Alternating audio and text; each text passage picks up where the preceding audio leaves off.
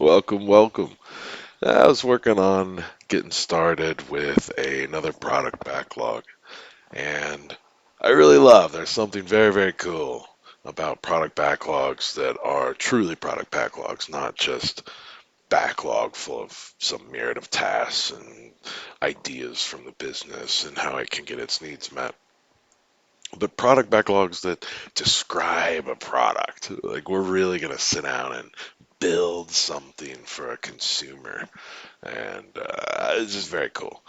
And for me, I, I'm sure you can find varying opinions, but should be close. What I love the most about the beginning of these moments is how wonderfully messy and perfect they start. That as a room host, I would like the ability to create, open, close a room so I can manage multiple rooms and their estates. As a room host, I'd like the ability to create a new open text or multi-choice question and set it live without requiring any setup so I can engage my audience during live events. I'm sure some of you are cringing right now. Like, these aren't healthy yet. These aren't um, in the format or state that we would like them to be if we had decided to take some action on something. Might even struggle at this view to see what's that MVP, or how much of each of these should we build or must we build or might we build, and at what cost of time and effort and ambiguity and uncertainty. You're like, mm, there's so much ahead to clean this up. But this is the right place to start. This is how we talk to each other. This is how we describe, and there's something to be learned. There's grouping built into these very normal statements. No effort made at first to try to do something right, or to build it in a format that's going to fit into your tools. If you can't organize your thoughts in Excel, you don't, it's not time for a big fancy tool, right? Don't deserve a big fancy tool. And if your product backlogs, at least this first pass, I'm going to work on this a little and pick the camera back up, and we'll, see how this evolves. But uh, at this level, if it isn't full of questions, like people got questions, this would drive a maturity of knowledge amongst those that were permitted to be at the table while we engaged in reworking these. So much.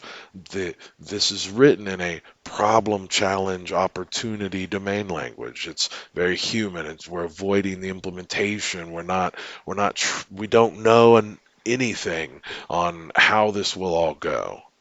We're trying to begin establishing a vocabulary that we can all use with one another, the business and delivery teams, to negotiate and grow our learning and understanding it just in time, in real time, as we get close to some of the things. We need some high pass, generalized understanding about some things to begin to start breaking them apart, and then clearly some of the conjunctions, like as a room also, ability to create and open and close a room. Those are clearly, no, not clearly. Like, stop it. Who knows how this is going to go? Let's naturally break this work apart and only allow the work itself to decide to the degree of breakdown. Like, what point do we decide this story is too big and needs broke apart? And then it's in that moment that we ultimately start reaching left to find, okay, well, then maybe we need to break out a feature, and oof, that feature is full of stuff, and we break it into an epic, and oof, that epic rolls up the stuff, and we break it into an initiative. It's still very observe based, observational. We're supposed to observe our way into this understanding, and it starts here, not over here. Mm. All right, we'll be back in a minute. I suppose right before I leave, I had done a small exercise ahead of this to kind of figure out who are those primary players, and you'll see that these are going to grow into more user personas, and we're going to start to get some clever names and think about a couple, one or two or three, all the way up to maybe five different variations on some of these. Like, who is Bob and Frank, the room host? We'll get to know them as again we build the system, we're developing the language for how we talk about and prioritize and break apart and understand and our vocabulary around the business need, the user need, the challenge, the opportunity.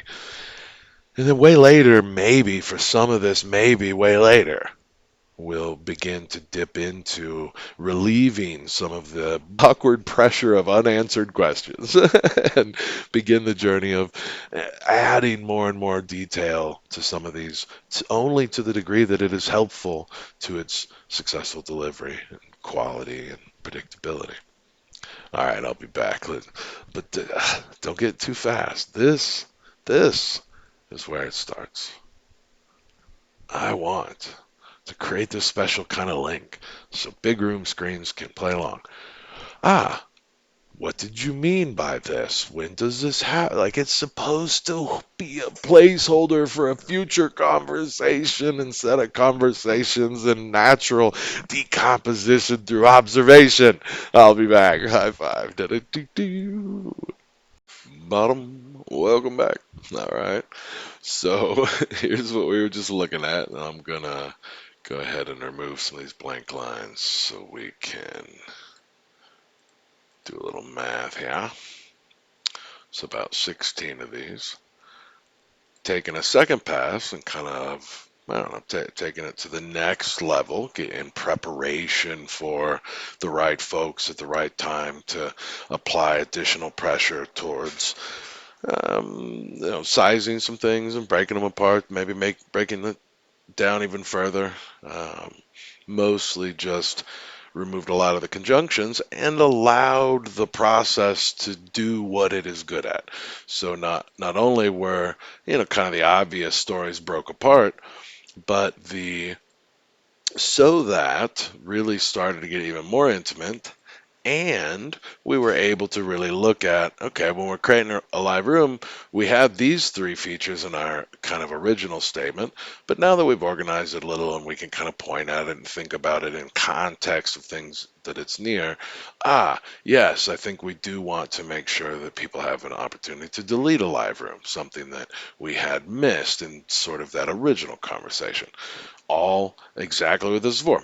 More conversation, push pins for those future conversations, sometimes a place to store, useful information that comes out of those and decisions, those conversations. But um, uh, investing in it minimally and trying hard to stay with the problem, challenge, opportunity language base so that the business is really able to bring its gift of figuring out in what order and to what degree of quality or finality do we build these various pieces. And so as we go down, we see, in its own sense, not even every story, like here's a story that is there a feature set to be had here? Are there more behaviors that are going to come up one day? If it wasn't for the way these tools behave, maybe we wouldn't even have a feature for this until such time as it comes up, like when we can observe it. But it's okay. I'm not mad at making sure we can sort of label in a way that's going to perhaps work with current systems. If you're considering your stories or your product backlog items, these are the things that you say, yes, please, thank you, may I have another. Yes, please, thank you, may I have another. And delivery teams, kind of work through taking that order down, knocking it out. They're going to have questions. They're going to need conversations. The more the nearer in the future that we're going to do the work, we're going to have more questions, right? At first, kind of a high pass minimal investment to do a good job of that natural observable decomposition of the work. And in a sense, if you were to combine create live room feature of MVP, that is the thing we've minimally decided is what it's going to take to get us, over the line. And maybe we come back and we say, well, the delete can be moved into a later release, or we can reduce it in a couple of different ways in the priority of things, so that we are able to deliver that really healthy MVP that gets things up and going and allows the business to begin practicing their need of sales and marketing and customer support and installation and paperwork. So everybody has a good investment in doing this well. All right. Now this is good. This is a good second pass. I'm feeling pretty good about it. I'm happy with sort of the ideas that are presenting themselves here. The team, or maybe we just need to take a big break and then some group come back together that does include representation from folks that frequently deliver this kind of stuff. And let's really start to ask ourselves what is about the right size of a thing, and let's go further through here and decompose it just probably one more time to make sure things are roughly going to fit well inside of, like a 2-week delivery period for any random team necessarily. And away we go. What a lovely thing, the product backlog, is we can prioritize and rearrange and learn new things and continue to grow and expand and ask questions of our investments and where are we in progress towards our ultimate outcomes? How can we deliver these things in a particular order? We have definitely not done that yet. How do we deliver these in an order that certain folks or experiences are able to come online and be fully providing value to their end user as quickly as possible, and continue to do that as we go? I hope there's been something in there for you. I'll be back, I imagine, with a pass 3. Otherwise, good luck to you and have an amazing journey. Cheers. Dun-dun-dun-dun.